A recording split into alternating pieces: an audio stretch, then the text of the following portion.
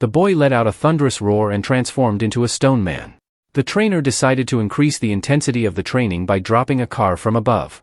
However, the boy held it up with ease. The trainer immediately placed him in the hero class.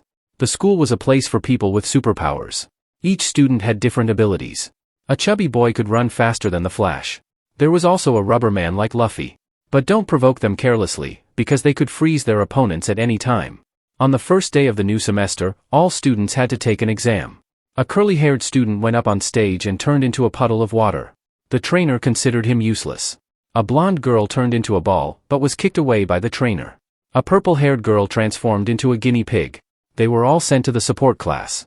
A boy with an afro spat on the wall. At first, the trainer was unimpressed. But the spit suddenly turned into a strong acid. He was immediately placed in the hero class. When it was the main character's turn, he said that he didn't have any superpowers. The trainer thought he was joking and dropped a car from above. The boy was almost crushed by the car. The trainer assumed he had inherited his mother's power and pressed the launcher button. The boy was flung 1,000 meters away. The trainer was disappointed because the boy's father could defeat enemies with a single punch and his mother had incredibly powerful flight abilities. In the end, he was also placed in the support class. After school, the boy gathered the courage to confess to his father that he didn't have any powers. His father was angry at first, but eventually accepted the truth. The next day, the whole school found out.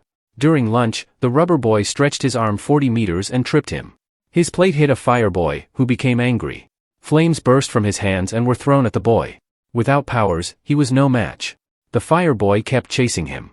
The boy saw a fire extinguisher sign on the wall, but the rubber boy stretched his arm again and knocked him to the ground. The boy crawled under the table, trying to escape. The fire boy got closer.